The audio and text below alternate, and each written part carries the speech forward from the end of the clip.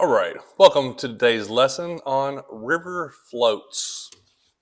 Okay, don't have the best handwriting in the world. I am going to do a little class on river floats using this dry erase board, and I'll write some stuff out for you.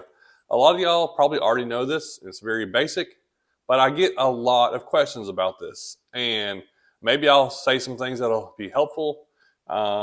Maybe nothing is going to be helpful, but anyways, we're going to talk about river floats. How do I do them? And like, what are the different ways to do river floats like that? Oh yeah! Oh, this is gonna be a good river. All right, we got the river flowing. All right, now we got to draw the road. Got to put a road in there. Maybe some of my best work yet. This looks good. Here we go. Boom!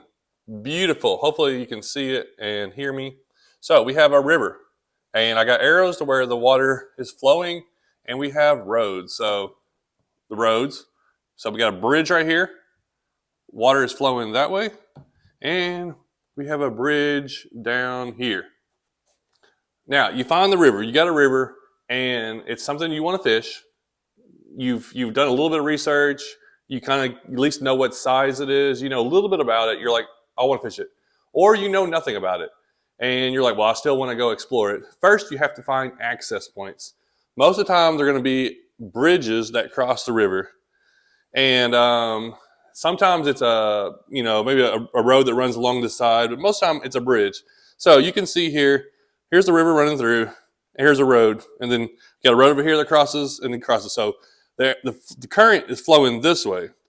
So what we're going to do is we want to fish, and then we also figured out how long it is between bridges. It's 5 miles of river from that point to that point. Everything in between, there's no access. It's all between farms or the mountains or something where there's no roads around it. So that leaves us with some options. We don't know what's upstream. Maybe there's a bridge upstream. Maybe there's no access upstream. Maybe these are the two only access points on the river. So we found two places within 5 miles. Say it was 15 miles, that's a long stretch to go with for a day. You can do it with the right equipment. Generally, what I'm looking for, a nice river float, 5 to 8 miles. 4 to 8 miles is a pretty good float. Depending on current, some rivers are slower, some are faster. A lot of stuff it will be generalizing for my area, and because everything is different. Every situation, because we're going to get into some spots here where it might be tricky. So this is what we normally do. We found the river, the blue river right here, this blue river right here. It looks like a good sized river. I'd say it's got, let's see here, definitely some smallmouth, probably some rock bass, maybe some spotted bass in there. Yeah, it looks good and fishy. We've looked it up on Google Earth. Maybe you've done some research about it. Maybe people have told you about it. You know, maybe you know nothing about it, but you've just driven over it. So we got the river. Next is access. We got access. We found out there's a public access right there. And then we found there's a public access right here. 5 miles of river, but it takes 7 miles to get there by the road. No big deal. The road's further because you got to go out and then come back in. That happens all the time. So about a 15-minute drive from point to point, that's good. That's a good access. Sometimes it's a lot longer. So, all right, how are we going to do this? I'm looking for someone to go with me right now. So here I am. That's me. Little red truck, and I got my buddy over here, green truck. Now, I've had a lot of experience, and if I'm going down a river I don't know anything about, I need to know my buddy's got experience. Maybe this is a river we know that's real easy. So a lot of situations and thought goes into every float, even little thoughts that you may not even be ready for that go into floats. So I'm a little experienced. My buddy's kind of experienced. This is a brand new river. We don't know anything about, but we've looked on Google Earth and we've done some research, and there's a couple things we're going to watch out for. But we decided we're going to float this river. So we get our kayaks ready, got everything goes. My truck, his truck. We drive to the takeout. Boom. We meet at the takeout. Right here is where we're going to be ending the day. We plan a 5 mile float. We plan it to go, 4 to 6 hours, give or take. That's kind of fishing slow, mile an hour. And if it goes really fast, we could be done in 3 hours if we were fishing fast. If we were going to stop and take our time, But we don't know too much about this river, so we give ourselves plenty of time. We get there in the morning. We got plenty of daylight in case it goes something, slows us down. We meet here. We load up the truck, both our kayaks, in the red truck. So we leave the green truck there, no kayaks in it. Take the red truck, drive it to the put-in. All of our kayaks, all of our fishing gear is in here. So that explains how we're getting back, right? We're leaving a truck at the takeout, taking all our gear to the put-in. We've locked it up. It's secure. We don't think anybody's going to mess with it, even though a lot of stuff gets broken into. Luckily, I haven't had that happen yet, but I know lots of people, and my friends have had that happen. It's a risk you take to get to some of the places. Also, that's why we also know these are public access points, so we know we're allowed to park there. We get in the river up here. Now, we've already scouted the river online, and we know that there's a big, deep pool right here that looks really good. Like, oh, that's a big, deep pool. But right after that deep pool, there's a fast little turn that looks like rapids and rocks. So we're going to be looking for that. Most other thing looks pretty good. We'll also be looking ahead just to make sure everything's okay. We get in our truck, we get in the kayaks, we put in. I like to stay within sight of the person I'm fishing with pretty much at all times. A lot of rivers we fish are mountain rivers that I fish around here, and they can have drops really fast, some really fast runs. There's going to be a half mile of really fast water, then some slow water. So there could be logs down, there could be boulders, there could be trees. Anything could be coming up. So we're always looking ahead, always keeping an eye, paying attention where we're going. Especially a brand new river, we're extra cautious and kind of careful how we go. We're floating along, we're fishing, finding some stuff, trying to figure out a pattern, figure out where the fish are, learning the river as we go. We float down to this big, deep pool, and we're like, okay, we'll sit here for a minute. We're going to fish it. We get ready to go to the fast turn. We know there's rapids. You can hear the rapids coming up. And we're like, all right, we get up to it, and about 100 yards away, it looks like it drops off. And then you can see where it takes a sharp bend where the current is flowing really strong around the bend. And I'm not comfortable going down it. I've never done it before. So you know what? I am not going to go down it. I'm not floating it. I'll walk it. So we get to the point, however, we get over here, and guess what we do? Get out of our kayaks with a rope, let our kayak float in the river, and we just let our kayak float, and we walk the bank. I do that all the time. If it's anything I'm a little bit worried about, I get out and I walk the bank. Most of the time, if this is the summer, I'm in shorts or pants or whatever, and I don't care to get wet. If it's winter, have the right clothes on, maybe the right boots or waders or gear to keep you from, because you're going to have to get out in the water in these skinny rivers. So you get out, you let your kayak float, and you just walk beside it on the bank. And if it looks like, oh, that ain't as rough as I thought, you can get in and float. You're like, oh man, I'm glad we didn't run that, because over here there's a big boulder or a tree sticking out. The current would have pushed us right into it, definitely would have flipped. Maybe it's a lot shallower than you thought, and you get to some of these places where it's shallow and you have to walk. So we get out, we walk, we get past the rough stuff, get back in, keep on fishing. Most of the time I'm looking on my maps on Google Earth or something, kind of see where I'm at, kind of keep track of how far I am, where the takeout point is. We fish 4 or 5 hours. We get to the end. Good day. Everything's done. Load everything back in this truck. So now we load up everything in the other truck, the green truck, drive it back to the front, put my stuff in my truck, put his stuff in his truck, and we go get Mexican. And that's usually how the day goes. All right, so that is a river float, creek float. When you're putting in and you're taking out, you're going one way. Okay, let's say you want to do single access. That's another term.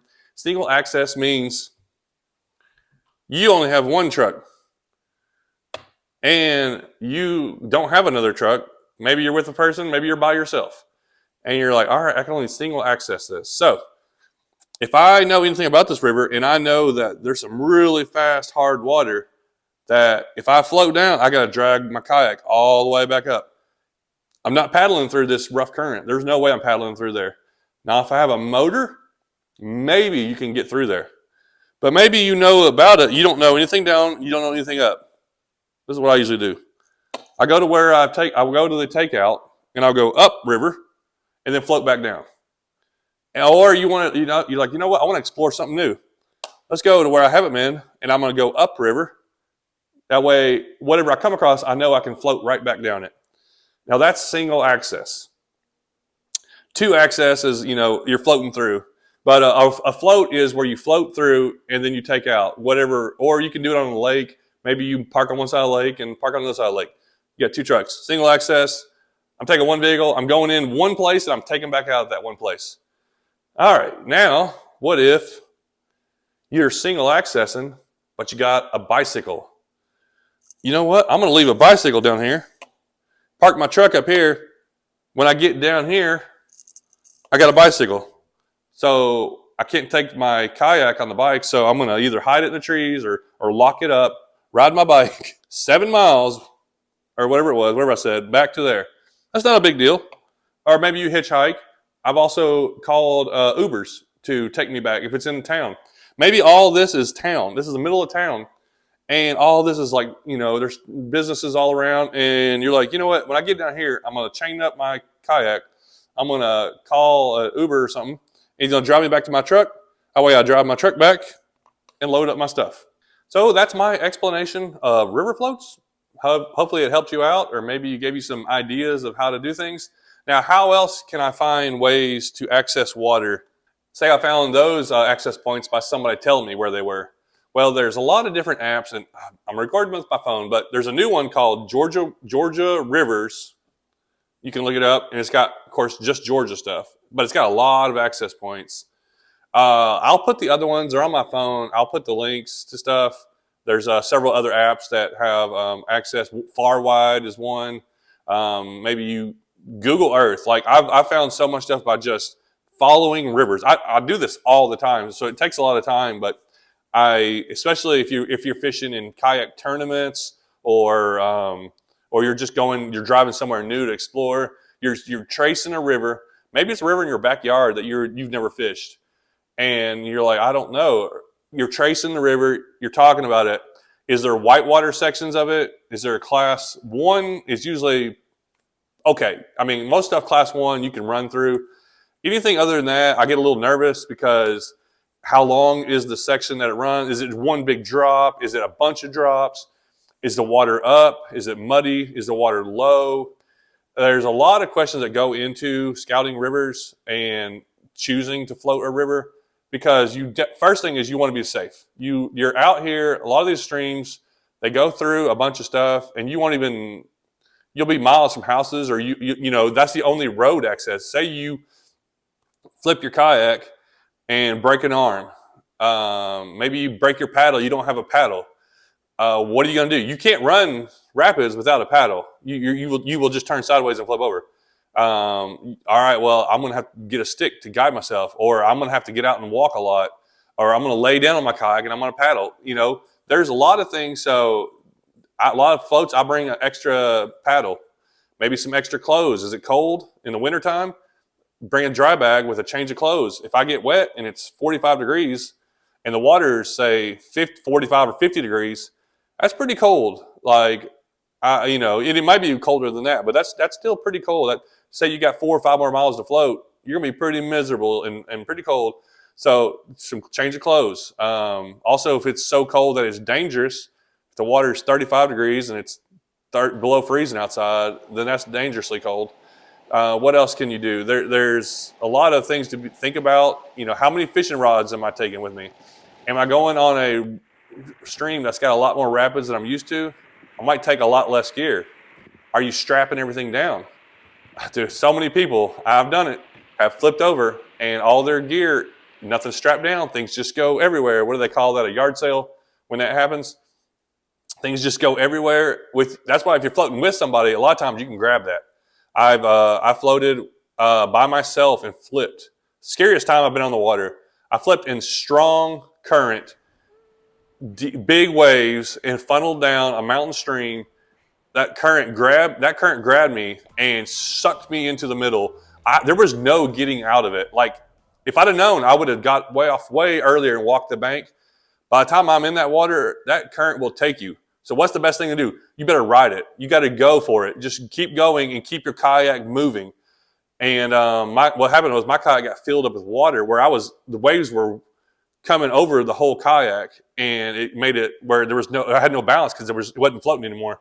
It was underwater. And then a side current kind of came in, pushed me right over. I went under, didn't even hit the bottom.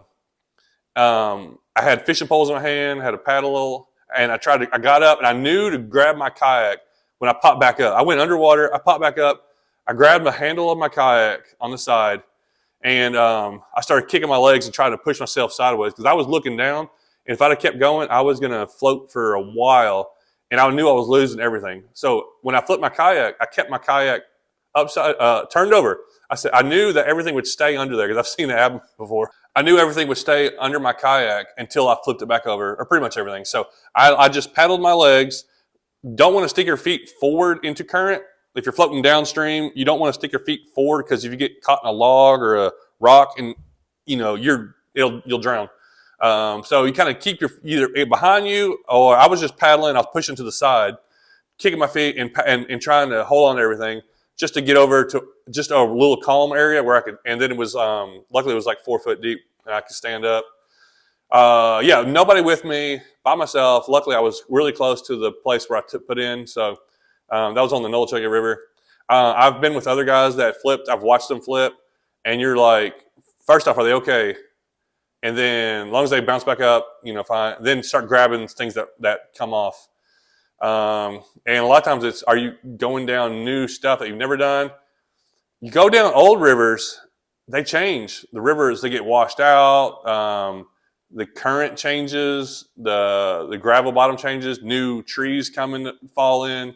So river floats are one of my favorite things to do. Small creeks and rivers, like big rivers. I'm not talking about like huge rivers that like boats running up and down. These are usually skinny rivers, no boats, usually no access really other than floating through. And you can get some of the least pressured fish that you can ever come across because these fish are totally wild. Hardly anybody's coming through there a lot of times. And it makes for some really fun sightseeing, enjoyable water, usually cooler current, and hopefully a lot of fish caught. So, hey, hopefully that helps you out. Maybe you learned something there.